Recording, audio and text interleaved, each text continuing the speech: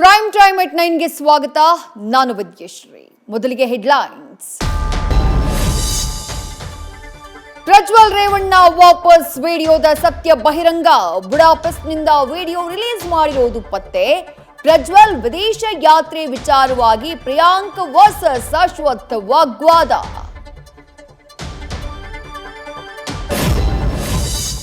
Pen drive ಪ್ರಕರಣದಿಂದ JDS ನಾಯಕರಿಗೆ ಮುಜುಗರ. ಪ್ರಜ್ವಲ್ ರೇವಣ್ಣಗೂ ನಮಗೂ ಸಂಬಂಧವಿಲ್ಲ ಎಂದ ಜಿಟಿಡಿ ಹಾಗೂ ಸಿಎಸ್ ಪುಟ್ಟರಾಜು. ಪ್ರಜ್ವಲ್ ರೇವಣ್ಣಗೆ ಬೇರೆ ಕಾನೂನಿದೆಯಾ ಅಂತ ಸಿಟಿ ರವಿ ಖಾರ ಪ್ರಶ್ನೆ. ಚಂದ್ರಶೇಖರ್ ಆತ್ಮಹತ್ಯೆ ಕೇಸ್ನಲ್ಲಿ ಎಂಡಿ ಪದ್ಮನಾಭ್ ತಲೆದಂಡ. ನಾಗೇಂದ್ರ ರಾಜೀನಾಮೆಗೆ ಆಗ್ರಹಿಸಿ ಬಿಜೆಪಿ ಬೃಹತ್ ಪ್ರತಿಭಟನೆ. ಇದಕ್ಕೂ ಈಶ್ವರಪ್ಪ ಕೇಸ್ಗೂ ಬಹಳ ವ್ಯತ್ಯಾಸ ಇದೆ ಎಂದ ಸಚಿವರು.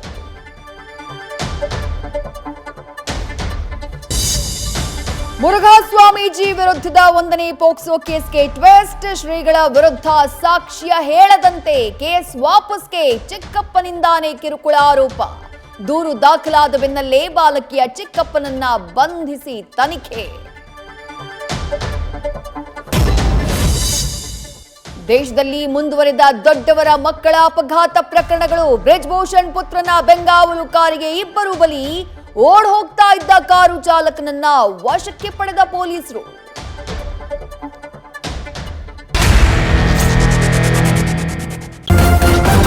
ನ್ಯೂಸ್ ಫಸ್ಟ್ ನಿರ್ಭೀತಿಯಿಂದ ನಿಮ್ಮ ಪರವಾಗಿ.